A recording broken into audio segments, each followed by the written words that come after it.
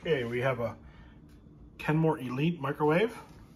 I'll get the model number there.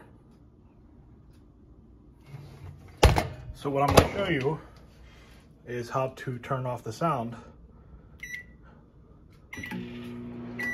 What it'll do is it'll beep like that, and it'll beep like every minute until you clear or until you open the door.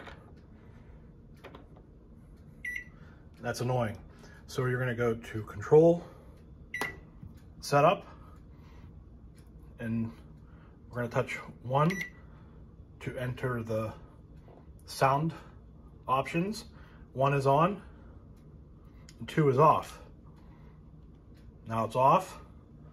Now we'll do a little test here. We'll set the 1 second. There it is. The sounds are disabled. No more annoying sound.